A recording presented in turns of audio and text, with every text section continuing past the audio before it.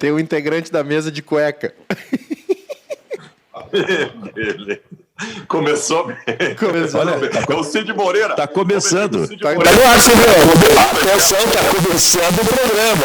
Só que a gente apresenta o programa sendo assim, home office, alguns apresentam de bermuda. É o meu caso, né? Eu tô de bermuda também. Não precisa toda aquela cerimônia, só que eu não tenho certeza absoluta se todos estão de bermuda, se alguém está de calça, ou outro que tenha chegado em cima da hora, daqui a pouco está até de cueca, não deu tempo de colocar uma bermuda? Posso fazer uma confidência? Faça. Tô de chinelo. Olha aí. Bom, isso aí não é problema. Mas, bom, não tem ninguém de cueca. Todo mundo tá de cueca, Silvio. Sim, mas só de cueca. Fala por ti. De cueca. Fala por ti, Kleber. Como é que é? Tem alguém de cueca? Fala por ti. É que tem gente que não usa cueca. E eu quero dizer que a gente sabe que nós estamos, olha o Kleber tomando um cafezinho, no ar neste momento com o Bairrista Tudo aquilo a gente sabia que estava saindo no ar. No Bairrista Futebol Clube, o programa de todos os dias, da 1 às 2, em sistema home office, cada um na sua casa, do modo como entende que queira estar, na medida em que só aparece do meio do peito para cima, quer dizer, do meio do peito para baixo não aparece nada, então fica aquela curiosidade, né? Mas de qualquer maneira a gente está começando sempre nessa parceria do Grupo Bairrista com a RDC TV, transmitindo o programa todos os dias pelos canais 24, 524 da NET. Eu lembro que ontem a gente provocou, Kleber e Maicá, o Baldasso aqui a respeito do tratamento que ele recebe em casa, pois é um senhor de idade, e há todo um cuidado especial, que inclusive ocorreu na noite passada, foi isso, Baldasso? Não há dúvida. A minha esposa, ela acumula várias funções. Ela é advogada, ela é digital influencer, tem os seus patrocinadores nas redes sociais, e ela também angariou de um tempo para cá a condição de cuidadora de idosos, tá? E é exatamente o que ela faz comigo. Ontem à noite, diante da lembrança do amigo de Fernando Mendes, um baluarte da música dos anos 70, nós abrimos um vinho à noite e ouvimos Fernando Mendes e similares, como Odair José, por exemplo, que eu sei que tu tocava muito lá na Rádio Osório nos teus tempos lá. Similares não. Este era o melhor de todos. Odair José, que explodiu lá por 73 com uma música chamada Eu Vou Tirar Você Desse Lugar. E essa música deu problema para ele, como deu a outra música, Pare de Tomar a Pílula, problema com a censura na época. Porque ele estava avançando o sinal e teve preso, inclusive. O Eu Vou Tirar Você Desse Lugar é uma história muito bonita dele no prostíbulo, né? No prostíbulo. Ele vai pela primeira vez num prostíbulo para se divertir e na segunda ele confessa que já vai porque está com saudade da moça. Sim. E aí, no refrão da música, que é muito forte, muito tocante, ele promete a ela que vai tirar ela daquele lugar. Então vamos fazer o seguinte, vamos cantar esse refrão. Eu vou contar aqui 1, 2 e 3 e a partir daí todos na mesa vão cantar esse refrão de Eu Vou Tirar Você Deste Lugar, de Odair José. Atenção, 1, 2 e 3.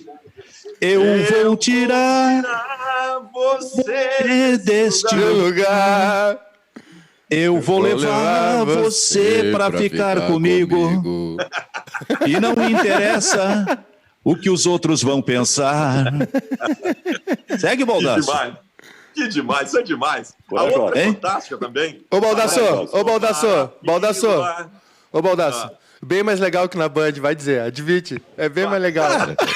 Claro, vamos fazer diferente agora. O maior sucesso comercial do Odair José foi Feiticeira, feiticeira, feiticeira essa mulher. Esse é um dos grandes sucessos comerciais. Ele gravou também outro grande sucesso chamado Minhas Coisas. Mas o que eu quero dizer é o seguinte, como a gente não conseguiu sincronizar, nós vamos cada um cantar de uma vez. Ah, tá? Não. Aí o Baldasso vai terminar, eu canto, depois vem o Kleber, do alto da sua intelectualidade, mas vai cantar esse hino dos anos 70 e depois fechamos com o Júnior Maicá. Eu toco. Se eu tiver tô procurando outra coisa aqui. O que tu tá procurando? De quem é aquela menina em sua cadeira de rodas? A Fernando Mendes também. Fernando Mendes. Fernando Mendes. É. É. Isso. Isso é clássico. Fernando Mendes. Hoje eu vivo sofrendo e sem alegria. Isso. É verdade. E eu que sou intelectual, né? Baldasso, tenta imaginar o seguinte, que tu estás aí com a tua esposa com todos os cuidados contigo, senhor de idade, tomando um vinho, risco, né? no grupo de risco, tomando um vinho e cantando, sozinho tu agora, eu vou tirar o refrão eu vou tirar você desse lugar, vai. Eu nem sei se eu sei o refrão inteiro. Eu vou tirar você desse lugar e não importa o que os outros vão pensar. É assim? Agora eu vou cantar o refrão então, tá, Kleber? Para deixar bem direitinho, depois veio o Kleber. Eu vou tirar você deste lugar, eu vou levar você para ficar comigo e não me interessa o que os outros vão pensar. Isso aí. Eu poderia seguir, mas agora quem vai cantar é o Kleber. Segue. Como é que é a sequência, Silvio? Eu sei que você não... Não tem medo. Esqueci. Não, Faz muito assim, tempo. Tem uma coisa legal. Olha, a primeira vez que estive aqui foi só para me distrair. Foi pra me distrair. Eu vim em busca do amor. Olha, foi então que eu lhe conheci. Naquela noite fria, em seus braços meus problemas esqueci. Que lindo. Aí depois a segunda vez. A segunda vez que estive aqui já não foi para distrair. Eu senti saudade de você. Que isso? aí. Tá maluco. Isso é um hino. Canta, Maiká. Isso é caneta de ouro. Isso aí é canetaço de ouro. Isso aí não. Eu se escrevo essa música, não aperto a mão direita de ninguém. Não, tu imagina essa música explodindo na internet hoje. É. Se ele resolve com o violão dele cantar em casa, como seria, rapaz? Nossa, imagina. E outra, teve um resgate do Odair José um tempo atrás, né? Um tempinho atrás teve um. Acho que ele gravou um DVD, alguma coisa assim. Eu tava falando pro Baldasso, Los Hermanos fez uma versão. Teve acho que um disco só de versões do Odair José, e aí teve uma. O Los Hermanos fez uma versão dessa de Eu Vou Tirar Você Desse Lugar, que é muito legal também. O Los Hermanos fez uma versão de uma música do cara que eu mais ouço e mais gosto da música popular brasileira, que se chama Belchior. Ele mesmo. O Los Hermanos fez uma versão de A Palo Seco do Belchior, que reconheço ficou boa. Fala, Kleber. Não, pensei que a pessoa que eu mais admiro era o Chico Buarque, mas é o... Não. Chico Buarque não existe. Como? Como assim? Tu junta o Chico Buarque e o Caetano Veloso, não amarram o sapato direito do Belchior. Como assim? 1970, em plena época da ditadura, alguém faz uma música como Apesar de Você. Apesar de você, amanhã há de ser outro dia. Você vai se dar mal. Eu não desconheço a importância histórica do Chico Buarque. Eu só não gosto. Eu acho a obra do Belchior muito mais representativa para mim, pelo menos. Perfeito. Fica com a tua opiniãozinha. Mas se é o Belchior, tá bem. É que eu já vi o Fabiano gostar de coisa que não presta. Espetáculo esse programa, mas é assim, é nesse embalo que a gente leva esse programa de todos os dias, feito cada um da sua casa para falar de tudo aquilo que dá na cabeça, como se dizia anteriormente, tudo aquilo que dá na telha. Pode falar, Maiká. Não, eu tenho uma notícia já, tem um plantão coronavírus aí, meio urgente até. A BBC Sports aqui postou uma matéria agora, longa matéria, dizendo que, claro, tem que explicar lá na Inglaterra, né? Não tem a Premier League que a gente acompanha, que é a primeira divisão, é uma liga independente, mas todos os campeonatos que são regidos pela federação foram encerrados, né, imediatamente, sem descenso, sem acesso, enfim, futebol masculino, feminino, todas as Encerrou a temporada. Na Inglaterra, sim, todo o futebol abaixo de Premier League Tem 6 divisões nacionais. Isso, é que tá em inglês aqui a matéria, mas é a Football Association, né? Diz que vai encerrar todos os campeonatos sem acesso e sem descenso. O mesmo vai acontecer nas ligas femininas e nível Championship, que eu acho que são as outras divisões, né? que eles Me controlam. ajuda, Maicá. Os campeonatos lá estavam numa reta mais ou menos final, né? Porque a temporada termina no meio do ano, né? A temporada termina em maio, né? Comecinho de maio, acredito. Porque aí, Maio. no meio de maio, porque aí ali no começo de junho tem a final da Champions League, né? Ou final de maio. Fala, se a Premier League não tivesse sido interrompida, o Liverpool, né, naquela projeção de seguir invicto, né, era campeão nesse mês ainda, né, ou na primeira semana de abril. O título está encaminhado, ninguém tira o título do Liverpool, né? A questão é quem vai pegar as vagas para as ligas, né, e o rebaixamento, que é muito importante. Mas só faz uma ponderação aí, Júnior, se não vai ter campeonato a partir da segunda divisão, ninguém vai cair, então. Assim, Kleber, na verdade eu abri agora a matéria, né, e tô lendo aqui no meu inglês macarrônico, mas o que a federação controla lá na Inglaterra os jogos da seleção, né, tem a FA Cup também, que é uma das copas, e aí eu tô tentando conferir aqui se segunda, terceira e quarta divisão são independentes como a Premier League, ou se são regidas pela federação, né? É isso que eu estou tentando confirmar só. Mas, de qualquer maneira, todos os campeonatos, né, exceto a Premier League e acho que a segunda e terceira divisão, foram cancelados sem acesso, sem descenso. Inclusive, tem aqui a notícia de times que já tinham garantido, né, o acesso a uma divisão acima, que foi cancelado. Simplesmente o futebol foi cancelado na Inglaterra. Tudo que passa pela Federação Inglesa parou, encerrado, sem nenhum resultado também, sem campeão, sem rebaixamento, sem nada. Como é que vai estar a vida do louco Bielsa, né? É o segundo ano seguido que ele vai ficar com o Leeds na boca do gol, né? Mas isso vai, como coronavírus, com o devido respeito, espalhar pela Europa. Eu acho que os principais campeonatos europeus vão tomar como base estas decisões do campeonato inglês. Está aqui, Silvio. Perdão. Todo o futebol na Inglaterra, abaixo das 3 divisões que formam a National League, serão imediatamente encerrados. Ou seja, da terceira para baixo. Perfeito. Benfica! Fala. Se tu me permite, eu queria trazer uma informação importante em relação aos grandes clubes brasileiros. Sabe que existe no Brasil uma instituição que foi criada em 2015 para controle e negociação de dívidas públicas com os clubes. Essa instituição se chama Profut.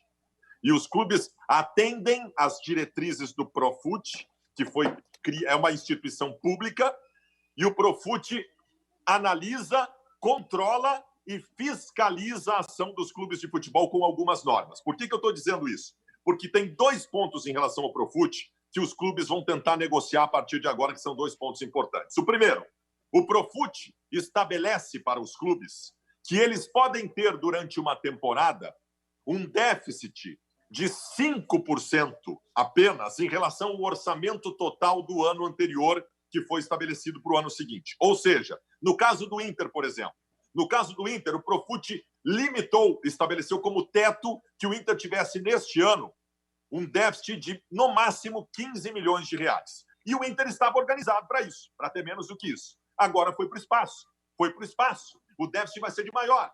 E eu estou falando do Inter e vale para todos os outros clubes. Então, este é um ponto que vai ser negociado. Do Profut, neste ano, liberar os clubes em relação a déficit. Não há como ter controle. Se perdeu o controle. Segundo ponto. O Profut foi quem estabeleceu um parcelamento das dívidas fiscais dos clubes, que eram dívidas bilionárias no futebol brasileiro. Então, assim, o Internacional paga um valor mensal, eu não lembro, acho que é coisa de 300 mil reais mensais nesse parcelamento da dívida pública. Isso também os clubes vão tentar fazer junto ao Profut, congelar enquanto não voltar tudo à normalidade. São 2 pontos importantíssimos que os clubes estão tratando a partir de agora. E que atinge todos os clubes. A propósito, o Profut é só para clubes da primeira divisão? Eu acho que não. Não. O Juventude está dentro do Profut, que eu saiba. Sim. Eu acho que não. Acho que vale para os clubes profissionais que tinham dívidas com a União. Sim. Tu até, nesse caso específico, em função das tuas relações com o Internacional, tu tem, assim, mais informações. O Internacional, por exemplo, esperava vender jogadores para arrecadar cerca de 100 milhões de reais. Então, eu vou te dar o que acontece. O orçamento do Internacional, a previsão orçamentária do Inter para esse ano previa, entre outras coisas, 100 milhões de reais em vendas de jogadores. Que não é um valor absurdo, ele é dentro de uma normalidade. Só para vocês terem uma ideia, só com a venda do Nico Lopes no ano passado, o Inter ganhou 50 milhões de reais. Então, conseguir 50 milhões de reais num ano com venda de jogadores não é uma coisa absurda. Não é, o Inter faria isso, o Inter conseguiria isso. Agora, o Grêmio com o Everton, por exemplo, conseguiria isso. Só com o Everton dá 150. Isso. Então, assim, não era um absurdo, só que o Inter não vai conseguir mais. Primeiro, porque ninguém vai ter dinheiro para comprar jogador. Segundo, porque tu não vai ter uma sequência de futebol para projetar jogadores para serem vendidos. Então, este é um ponto de um prejuízo importante do clube. O Internacional estabeleceu algumas medidas importantes neste momento para conter a enxurrada, o tsunami de dívidas. Primeiro, as duas primeiras são estas renegociações com o Profut que eu te falei. Outra, o Internacional vai ter uma redução drástica de gastos com um percentual significativo em cada pasta do clube. Em cada pasta do clube, o Internacional vai diminuir os gastos com cortes de investimentos que estavam previstos. Isso vai acabar acontecendo. Essa é uma orientação. Aquilo que eu disse ontem, de que o Inter, num primeiro momento, não iria negociar com jogadores redução do salário, é primeiro momento. Primeiro momento é o mês que vem. No outro mês já não é mais primeiro momento. No outro mês vai ter que se dar um jeito. Então são medidas que o clube está tendo neste momento para conter a barragem da enxurrada de dívidas importantes. E o Kleber ontem foi muito feliz. O Kleber foi muito feliz ontem quando disse o seguinte: nós não estamos falando de dívidas para a temporada de 2020. Nós estamos falando de dívidas que vão nortear a ação dos clubes de recuperação para 2021. São reflexos de 2 anos do futebol brasileiro isso que está acontecendo agora. Fabiano, só para completar, e esses reflexos não são só do futebol brasileiro. O futebol brasileiro vai sentir muito mais. Então, os clubes que esperam no ano que vem recuperar o equilíbrio financeiro vendendo o jogador, os clubes da Europa, da China, eles também vão se reinventar, porque também estão adquirindo dívida, né? A gente está vendo aí o futebol espanhol, a Federação Espanhola abrindo linha de crédito, os grandes clubes da Alemanha, tirando o Bayern de Munique, emprestando dinheiro para outros clubes. Então, o dinheiro não vai ser uma coisa com tanta facilidade como os grandes clubes da Europa tinham até antes do coronavírus. Então, também, a negociação de jogadores, né, passa por uma crise que é não só brasileira, mas de todos os países. O Fabiano, a respeito de internacional, depois me confirma uma informação. Tem um garoto que estava sendo preparado e faltou espaço, que é o Jonathan Fabro, né? Esse volante. Uma situação do Internacional é um jogador de bom passe, né? Jogou a Copinha no passado, teve algum destaque naquele time que tinha o Neto, o Brenner, centroavante, na Copa São Paulo, né? Mas que acho que agora está fora dos planos do Internacional, né? Uma situação muito parecida com a situação do Ferreira do Grêmio. Não pela briga na justiça por sua condição, mas pela não renovação de contrato e pedido estratosférico. Eu fico tentando entender neste momento qual é o empresário que faz uma pedida fora da realidade do clube. O Inter está tentando negociar com esse menino faz 3 meses e não se chegou a um acordo. E ele foi embora, porque o empresário, desculpa, mas enlouqueceu. Estão saindo um pouco da realidade os empresários neste momento. Bom, esse é o Bairrista Futebol Clube, no papo com Fabiano Baldasso, Kleber Grabowski e Júnior Maicá. Maicá, ainda sobre a questão dos clubes. Primeiro, dificilmente teremos contratações neste ano por qualquer clube, porque normalmente os clubes faziam durante o ano, tipo metade da temporada, algumas das suas contratações como ajuste e até vendiam jogadores. E isso também dificilmente vai acontecer. Segundo, o futebol vai ser o segmento da sociedade que mais vai demorar a se adaptar aos novos tempos, porque quando passar, se Deus quiser que não demore muito, essa invasão do coronavírus, os segmentos da sociedade vão voltando aos poucos, se adaptando, mas o futebol depende de mais coisas, depende de uma preparação, depende de público no estádio. Antes de começar o programa, o Baldasso e eu estávamos conversando, assim, voltam os movimentos das pessoas nas ruas, os movimentos, digamos, globalizados, mas dificilmente vai voltar movimento de 40, 50 mil pessoas imediatamente dentro de um campo de futebol, Maicá. Pois é, Silvio, isso é algo que eu estava pensando também. se no retorno, né, quando a bola voltar a rolar, não sei se a gente não vai ter alguns jogos de portões fechados ou público bem reduzido. A gente ainda não sabe, né, não tem os efeitos reais enfim, do impacto que vai ter nisso no nosso retorno, né, à normalidade, digamos assim. Mas o que... Fala. Não, deixa eu só te dizer o seguinte. O que a gente está lendo aí?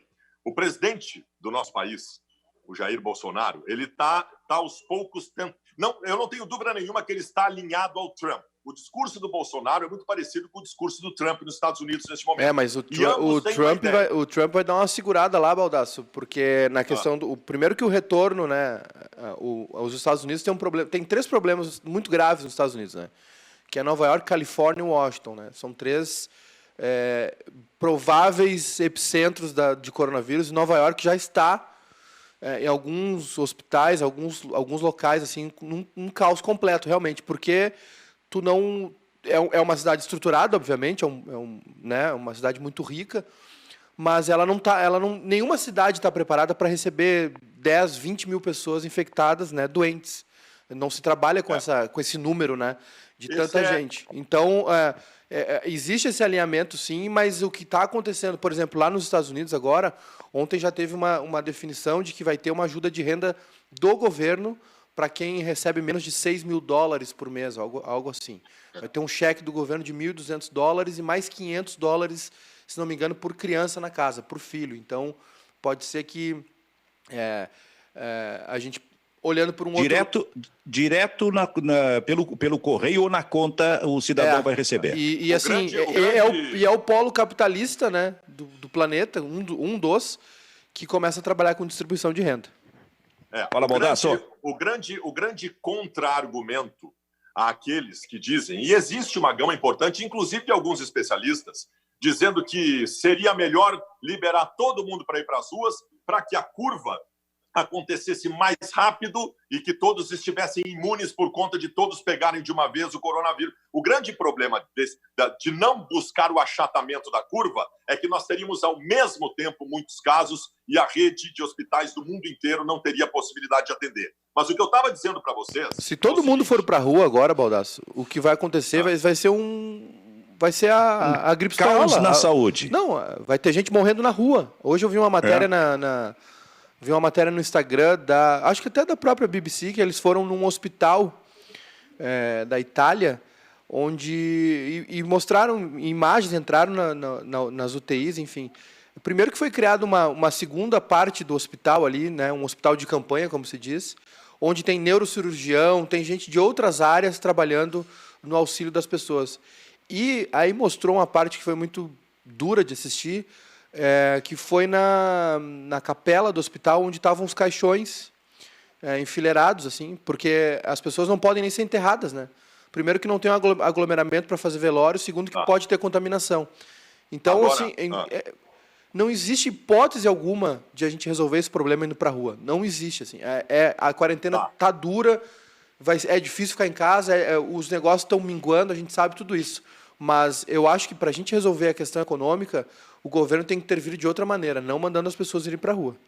Mas eu acho que vai mandar as pessoas para a rua, Maiká. Eu acho que vai mandar. Porque o movimento que a gente... Ontem nós discutimos aqui a possibilidade, diante do discurso do presidente do país, a possibilidade do ministro da Saúde se rebelar. Nós imaginamos o ministro da Saúde com a bandeira de Bento Gonçalves, criando uma revolução por conta das suas convicções. O que fez o ministro da Saúde? O ministro da Saúde deu uma entrevista simplesmente se alinhando ao presidente da República. Então, assim, hoje já um decreto que abriu as lotéricas. O presidente está fazendo força muito grande para que a normalidade do comércio se estabeleça. E eu acho, a minha impressão é que nós não vamos passar a Páscoa dentro de casa.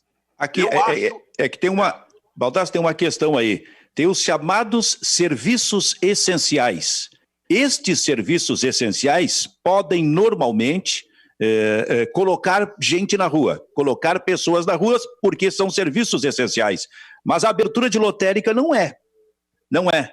Só que o presidente arroga para ele próprio o direito de definir, e aí deve ser através de medida provisória, e isto acaba, inclusive, indo parar na justiça, sem dúvida alguma, entendendo que abrir lotérica é serviço essencial, assim como abrir a possibilidade de cultos religiosos, que também, no entender do presidente, seria serviço essencial, digamos assim. A propósito, é uma coisa impressionante a força das igrejas, especialmente as evangélicas no país. Que negócio impressionante, acatado ontem, inclusive, pelo ministro da Saúde, que era contra cultos religiosos reunidos. Agora ele entende que é possível fazer, façam, desde que não haja aglomeração. Isso é, pessoas muito próximas umas das outras. Num culto religioso, isso é impossível. É, porque a igreja precisa faturar, né? E ela fatura com gente dentro da igreja dando dízimo. A verdade é essa. Aqui há uma grande subjetividade em relação ao que é serviço essencial. Tu pode ter... provavelmente a liberação dos cultos religiosos venha com algum tipo de argumentação, que eu não tenho dúvida seria subjetivo, sobre ser ou não essencial. Daqui a pouco pode se estabelecer que um restaurante aberto é essencial. Alguém pode vir com uma argumentação nesse sentido, porque lotérica, em tese, não é essencial. Culto religioso também não é essencial. Vai saber o que está por vir por aí.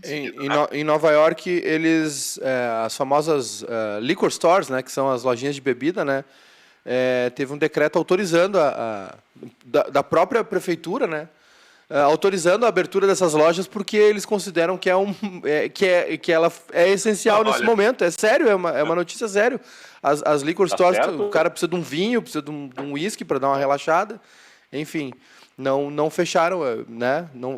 A prefeitura de Nova York autorizou que essas lojas fiquem... Aliás, recomendou que essas lojas fiquem abertas. A propósito, tens bebido, Maiká? Um pouquinho, Silvio. Um pouquinho, sim. Vinho? Um vinho, às vezes um uísque também. Eu gosto de tomar uísque, mas pouquinho só, né? Guri. E tu, Kleber? Um copinho. Eu não estava muito propenso a beber, Silvio. Domingo foi a última dose aí de cerveja, né?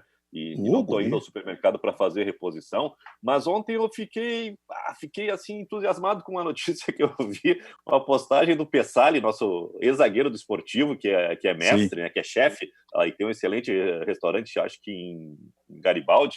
Ele botou uma matéria que diz que uma taça de vinho branco ajuda ao combate do coronavírus. Então, pelo bem e pelo mal, eu resolvi tomar uma tacinha.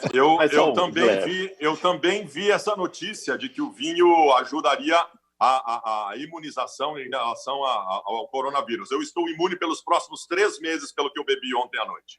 Ô, Baldasso, essa informação é verídica? Paulo Guerreiro foi eleito o melhor centroavante da América do Sul em enquete da Comebol. O camisa 9 do Inter desbancou nomes como Luís Soares, Roberto Firmino, Falcão Garcia e Gabigol.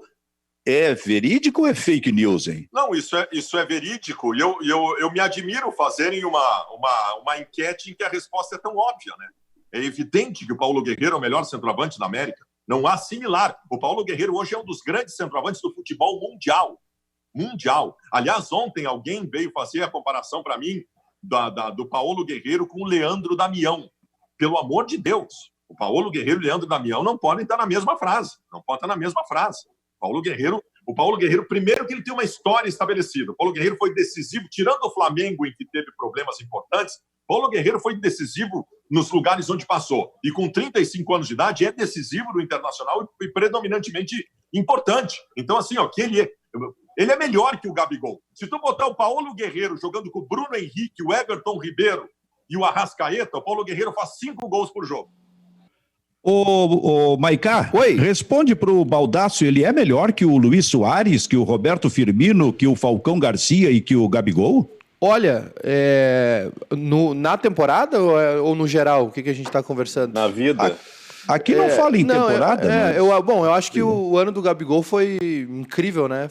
O Gabigol ele tem esse problema de não ter vingado na Europa, mas aqui no Brasil ele sobra de uma maneira absurda, né? E sobrou, quer dizer, não só no Brasil, na América do Sul, a Libertadores dele foi incrível, né? Para mim só ficou abaixo do Bruno Henrique, que eu já sou fã desse jogador há um tempão. Olha, mais que o Luis Soares, o Guerreiro não jogou, mas que o Falcão Garcia, que esses outros caras aí, jogou sim. Foi mais... Inclusive a questão da idolatria dele no Peru, né? Da representatividade do Guerreiro para a seleção, né? Para a autoestima do país, enfim. O Guerreiro é um baita jogador, sem dúvida. A gente, claro, exceto a rivalidade, óbvio, a gente brinca aqui e tudo, mas eu fico chateado quando esse tipo de jogador vai encerrando, né? Vai indo para sua reta final, assim.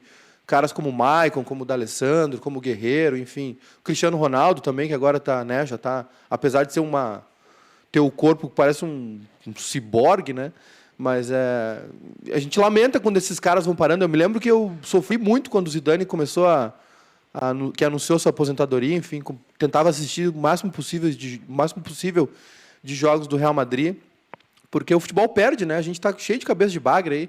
Então, quando um cara bom desse sai de cena, a gente tem que lamentar mesmo. O Cristiano Ronaldo está com 35, mas eu acho que ele vai até os 40 jogando. Ele vai longe, né? Ele está muito bem, né? Talvez não nesse estágio, né? E tem o Firmino... E o Messi tem 32, se não me engano. O Firmino nessa lista também é sacanagem, né? O Firmino está jogando demais. É claro que ele está numa função... o Firmino talvez não seja mais centroavante, né, no Liverpool, seja quase um camisa 10, digamos assim. Nessa função de falso 9, que aliás é uma coisa que o Guerreiro começou a fazer agora com o Kudê, né? Jogar mais fora da área, enfim. Mas para isso precisa que os jogadores de lado ou de meia, os meias, entrem na área, né? Isso acontece muito no Liverpool, com o Salah por um lado e o Mané pelo outro. É que o Liverpool é um 4-3-3, né? Agudo, né? O Liverpool tem esses dois jogadores de lado enfiados, né? Em cima dos laterais zagueiros. As duas grandes chances de gol do Inter no Grenal, através das duas do Bosquilha, foram dois passes do Paulo Guerreiro. O Bosquilha entrando na área. Aquela saída... Provocando o jornalismo em cima, Kleber Grabowska, do que acontece nesse momento no país e no mundo, a pandemia do coronavírus. A nossa amiga Giane Guerra, esposa do grande Josimar Farina, que jogava contigo no time da rádio, não é, Baldasso? Jogou comigo, era meu júnior. E contigo também, né, Kleber? Era meu reserva. Muito bem. Vocês liquidaram o Josimar. Mas a Giane escreveu, o Josimar ele teve um rompimento de joelho, acho que ligamento, não tenho certo, e não fez a recuperação correta. Quando voltou a jogar, rompeu de novo. A Giane Guerra é jornalista de economia e ela colocou uma informação hoje que ela acabou de receber, na hora que ela escreveu, né, de um empresário com 15 lojas. Se a empresa não consegue ficar fechada por um mês, seja para salvar vidas ou outra coisa, é porque faltou gestão. Dito por um empresário com 15 lojas. Até pode ter algum fundamento, mas a pergunta precisa ser feita para um empresário, microempresário, pequeno, que tem uma loja só. E esses empresários proliferam com milhões de empregos o país todo. E nestes vai incidir muito mais forte esta crise do coronavírus. Porque o grande empresário tem como respirar, tem como administrar esse tipo de problema. Evidente que vai perder algum dinheiro. Ontem eu disse aqui que quem ganha muito mais é que não quer perder nada. Mas esse tipo de sacrifício terá que ser feito realmente pelo grande empresário. Mas este consegue respirar. E não exatamente, não diretamente, aquele que tem uma loja só, que mantém 2, 3 ou 5 empregos, como é que este vai se virar se a sua loja, que não está, por exemplo, na internet, tiver que ficar fechada durante um mês? Eu acho, quando eu falei de provocar o jornalismo, eu acho que o nosso jornalismo, que faz um trabalho excelente de cobertura para essa crise por que passa o mundo, precisa avançar um pouco mais e trabalhar em cima com matérias do pequeno empregador, né? O camelódromo deve estar fechado, evidentemente, em Porto Alegre nesse momento, né? Como é que fica aquele pessoal do camelódromo? E lá nós temos cerca de 800 lojas. São pequenos empresários. Como será a vida? Como poderá ser a retomada de empresários como esse? Acho que falta uma cobertura, um trabalho maior de jornalismo, do jornalismo em cima deste segmento da sociedade. E também acho que falta, Silvio, já entrar a gente está reclamando no futebol das consequências que o mercado do futebol vai sofrer, né? Eu acho que isso que a gente está comentando a respeito das próximas temporadas do futebol também entra na sociedade, né? Porque a gente vai ter um Natal mais pobre, né? As pessoas sem dinheiro para comprar presente, isso se reflete no comércio, né? E eu acho que assim como a gente pede que a CBF entre em ação para administrar e para ajudar e para dar um balizamento na questão do futebol, eu acho que também essas entidades, né? Eu não sei qual seria especificamente, né? Senac, Sebrae, assim, acho que também poderiam ajudar, né, para evitar o pior, para fazer uma intervenção, né, para que as consequências não sejam tão grandes. Fala, Baldasso. A Páscoa, que é um dos 4 momentos de grande venda do comércio do ano, já foi para o espaço, né? Já foi. A Páscoa foi para o espaço. Essa foi. E tem cidades que se valem muito disso dos calendários também, né? Por exemplo, Gramado, uma cidade que tem... Uma cidade turística, né, obviamente, e talvez a maior, né? O maior polo turístico aí do Rio Grande do Sul. E que se vale dessa questão do frio, da Páscoa, enfim, né? O Gramado tem um calendário cheio, né? Vai do Natal até o Festival de Cinema, para só no verão, assim, um pouquinho. E tudo isso se reflete. E agora, até a pergunta que tu me fizeste antes, né, Silvio, que era a questão das janelas, enfim. Eu estava lendo aqui que a FIFA cogita prorrogar os contratos dos atletas, né, que estavam se encerrando agora nessa temporada, até o final dos campeonatos.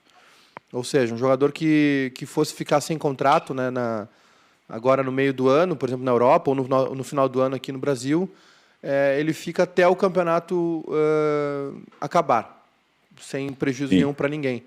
Então o Cavani não vem mais para Porto Alegre. Cavani não vem para o Grêmio, então. Cavani vai ficar no PSG até terminar o campeonato, que a gente não sabe quando vai terminar, enfim, mas que, enfim, se tudo continuar como está, né, a gente vai, pelo menos, ter alguns jogadores, no caso, o Cavani é um bom exemplo, por exemplo, né, até o final do campeonato. Enquanto isso, a criatividade e a presença de espírito aparece sempre também nos momentos de crise. Recebi isso de um amigo meu hoje de manhã. Vou ver se não fecha o celular e dá para ver aí. Ver se é possível. Levanta mais um pouco. Aí? Dá para ver? Estou vendo um monte de dinheiro aí. Exatamente. A frase em cima é: estou aproveitando o isolamento para organizar algumas coisas aqui em casa. E aí é dinheiro que não termina mais. A presença de espírito, afinal de contas. Kleber Grabowska, Júnior Maicá, Baldasso, alguma referência, alguma história ou algum livro, por exemplo? Eu tenho aqui, mas antes de falar dos livros, pessoal, só para dizer que hoje tem mais uma teleconferência ou videoconferência da Associação Nacional dos Clubes de Futebol, né, que ontem recebeu um sonoro não da entidade que cuida dos atletas profissionais em relação à redução de salários, e a ideia é cada um por si agora, né, mas tendo uma conversa de todos os clubes para mais ou menos ter uma troca de ideias e cada um que negocie o que vai fazer em relação a pagamento de férias e redução de salário, se é que vão conseguir.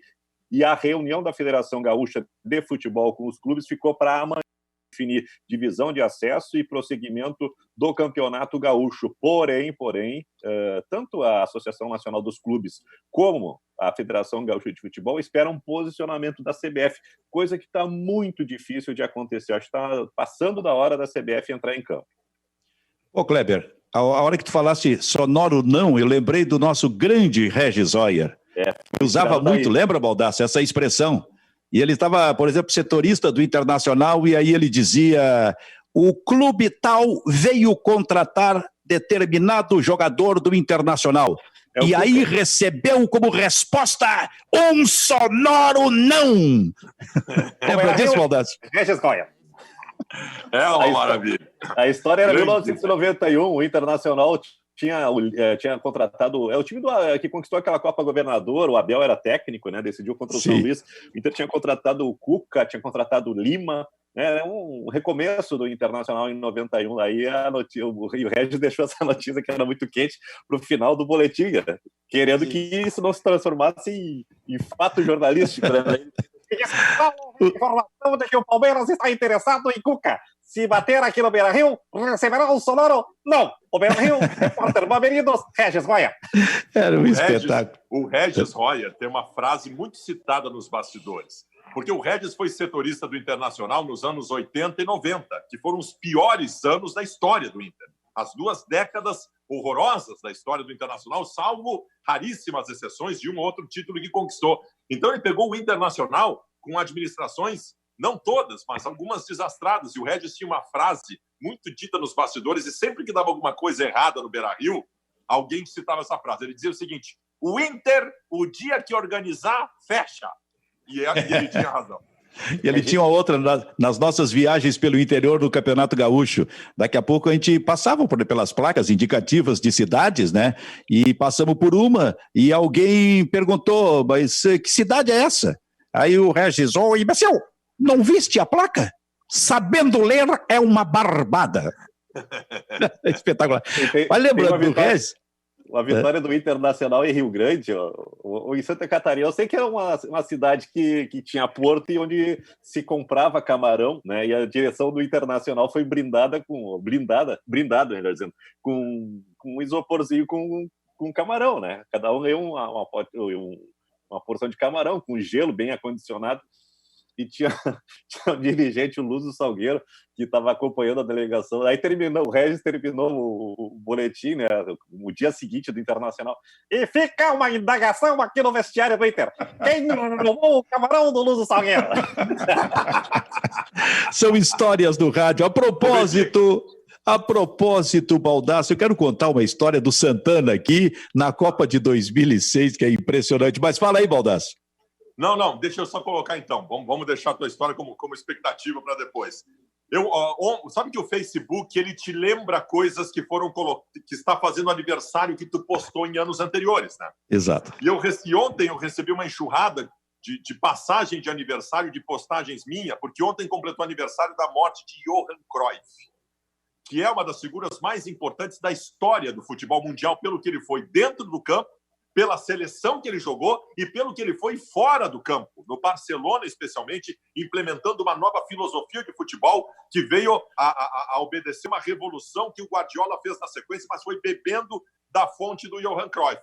Mas aí, como essas lembranças vieram, me veio um vídeo que eu postei de lances, e eu fico chocado cada vez que eu vejo aquilo, daquela que para mim foi a maior revolução da história do futebol mundial, a maior revolução tática da história do futebol mundial.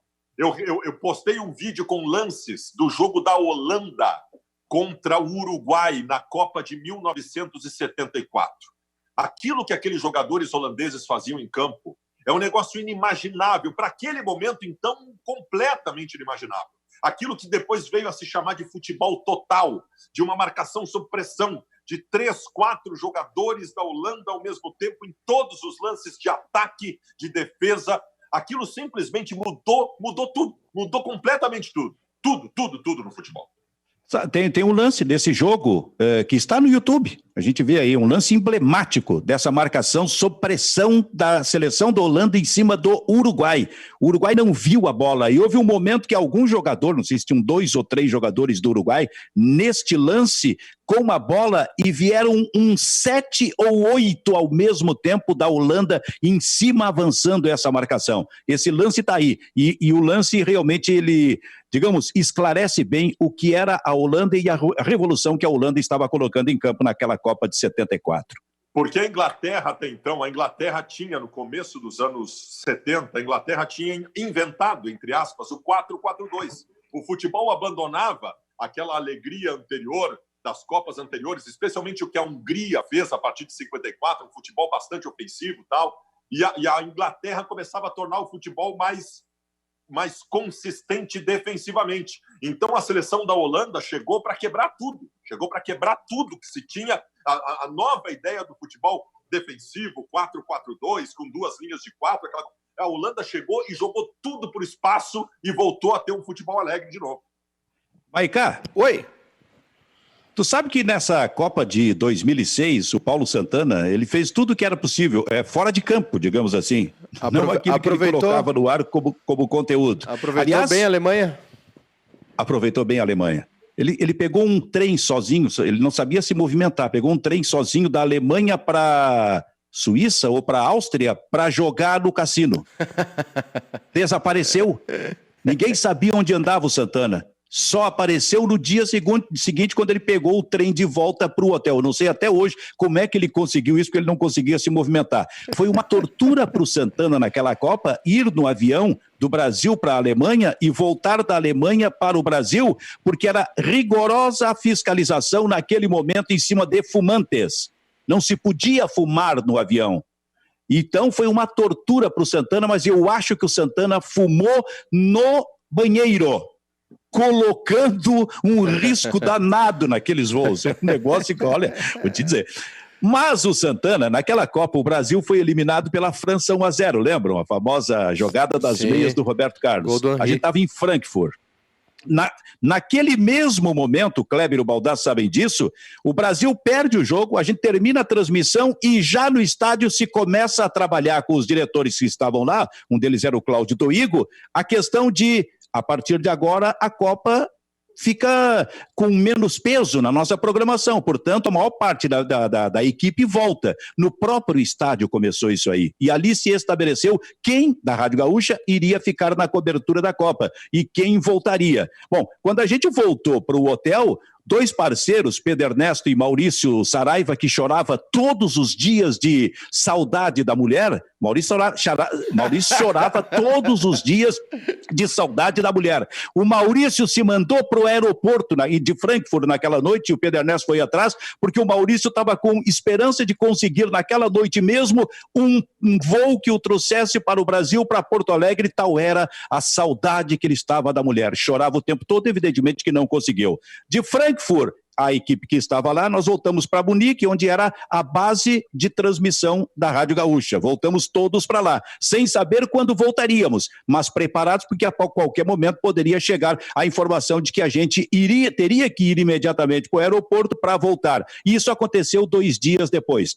Arrumamos as roupas, as malas, assim, muito rapidamente e nos tocamos para o aeroporto. E ali estava o Sérgio Boas, o Paulo Santana, acho que estava o Pedro Ernesto, enfim, mais gente ali. E nós nos colocamos numa fila para o check-in. Na frente do Sérgio Boas estava o Santana. E aí a funcionária do check-in chama o Santana. E lá vai o Santana com a sua mala. E a mala de pé. E aí ela, que não tinha pedido isso para ninguém, pediu para o Santana abrir a mala. Quando o Santana abriu a mala, despencaram roupas lá de dentro. Entre elas, uma cueca freada. A cueca apareceu daquele modo para todo mundo. Todo mundo se espantou. Que beleza! O Santana olhou para o Boas e falando daquele jeito que ele falou, Boas, caiu a meia cueca e tá cagado.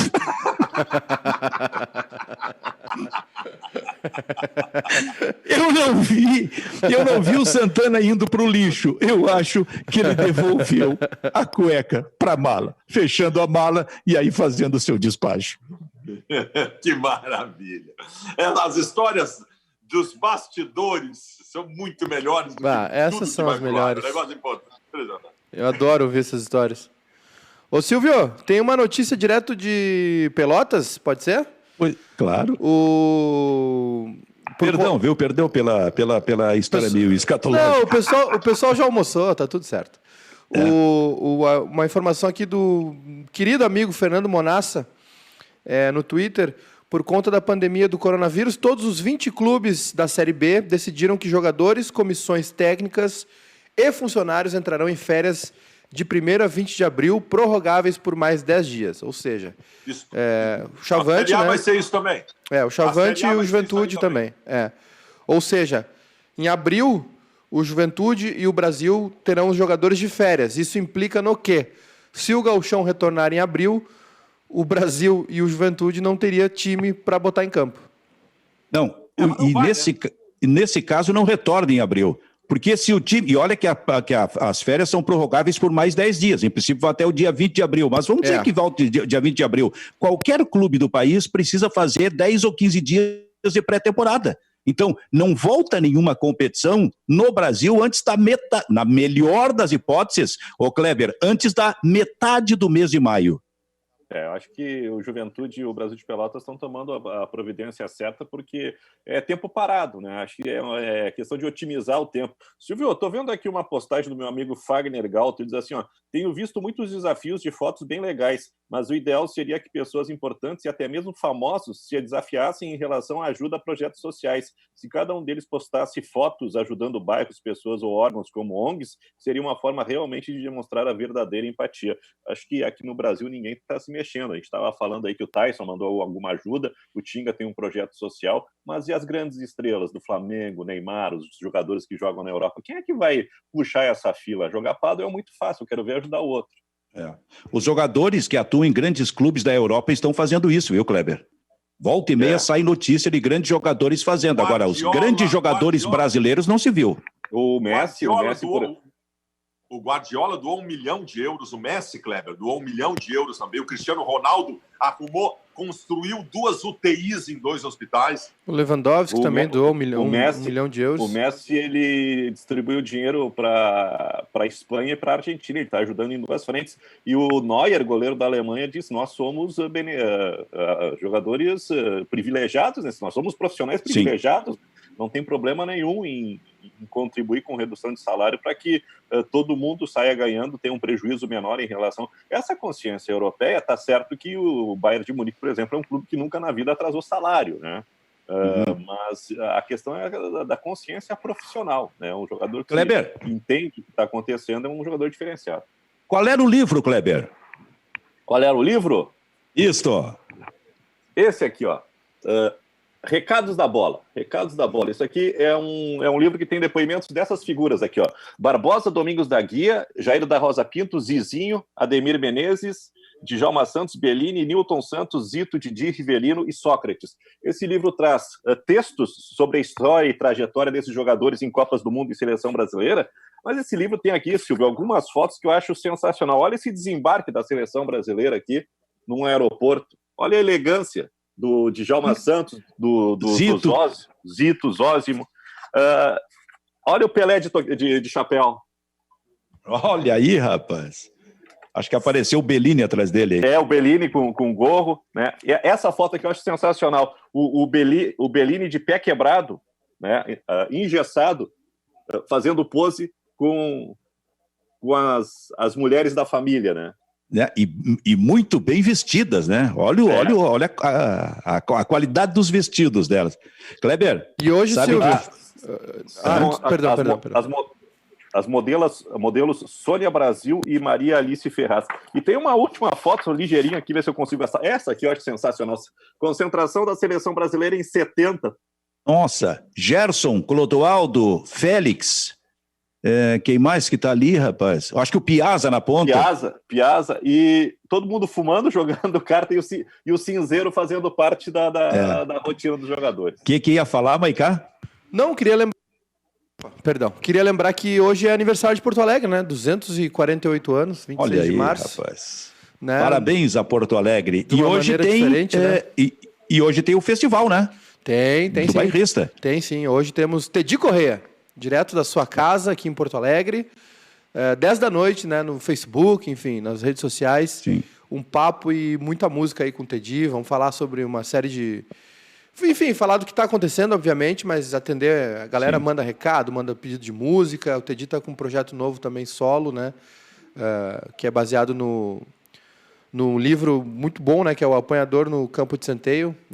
Foi uma peça que foi feita aqui em Porto Alegre, ele fez toda a trilha sonora, enfim, tá muito legal o disco. E é isso aí. E amanhã tem o Diego, né, o Diego Dias, da Vera Louca, com seu Beatles no acordeon. O Kleber mostrou esse livro com fotos e depoimentos, e um deles é do Barbosa. a maior injustiça já cometida no futebol brasileiro, o goleiro da seleção brasileira de 1950 na Copa, que perdeu a decisão para o Uruguai. Em 1993, Baldasso, eu estava na Granja Comari, cobrindo um treino da seleção brasileira. E quem apareceu lá para dar um abraço nos jogadores do Brasil? Barbosa. Sabe o que foi feito? Impediram o Barbosa de chegar até os jogadores da seleção brasileira, de abraçar e ser abraçados pelos jogadores da seleção brasileira. Meu Deus do céu. Com tudo que já tinha sofrido, com toda a injustiça de um gol que ele não teve culpa contra o Uruguai na final da Copa de 50. Uma injustiça, um preconceito também um pouco mascarado, né? Não é só injustiça, preconceito, porque era um goleiro negro. Até hoje se tem preconceito contra goleiros negros no país, então tem todo um contexto também. O que é, Kleber? Um pouco de preconceito? Não, muito de preconceito. Muito de preconceito. Vamos fazer o seguinte, Baldasso, encerra o programa cantando, quem sabe? Eu queria deixar uma dica a todos vocês. Antes do The Voice Baldasso, eu só queria dizer uma coisa. Ficou pro dia 30 o julgamento dos expulsos do Grenal, para a próxima segunda-feira, é isso? Grenal da Libertadores. Do Grenal da Libertadores. Próxima segunda-feira vai acontecer esse julgamento, tá? A gente não sabe quando a Libertadores volta, mas o julgamento será todo feito por teleconferência. Então, quando vai ser? Segunda-feira? Segunda-feira, dia 30. Bom, o julgamento de todos os expulsos no Grenal da Libertadores. Então, Baldasso, o que tu vais cantar nesse momento? Não, primeiro eu quero deixar uma dica. Sabe que eu sou do tempo que se ouvia o álbum inteiro. Eu tinha essa cultura de comprar o vinil, comprar o álbum e ouvir todas as músicas. Nem todas faziam sucesso, nem todas viravam música de tocar em rádio e tal, mas eu gostava de ouvir todo o trabalho do artista. E eu ainda faço isso, não com disco físico, mas eu pego no YouTube a obra completa e ouço completa. Eu fui ouvir ontem um disco que é tido como um dos discos mais importantes da história da música popular brasileira. O disco Transa, do Caetano Veloso, de 1972. É uma obra de arte. Agora que está todo mundo com tempo, pega no YouTube o trabalho completo. Ouve da primeira à última música. Tu viaja para outra dimensão. É um negócio muito impressionante. Mas, para terminar, eu queria cantar o nosso querido Maiká. Falou há pouco da participação especial do Teddy Corrêa, então eu quero terminar cantando uma música do Nenhum de Nós para todos que estão nos assistindo. Chame a família, o seu tio e o avô. Hoje todos vão saber que a sua garotinha se casou. Um beijo para vocês e até amanhã. Muito bem. E é assim que nós encerramos mais esta edição do Bairrista Futebol Clube. Tchau, Maiká. Tchau, Kleber. Tchau, tchau. Tchau, Silvio. Até amanhã. Estou emocionado. Agora eu tenho que, por orientação da minha cuidadora, eu tenho que dar aquela dormida agora no começo da tarde e depois eu volto às minhas atividades. Tá, antes toma uma canjinha, antes uma coisa assim. Vai com calma em função da idade. E o Bairrista Futebol Clube volta amanhã. Tchau, tchau.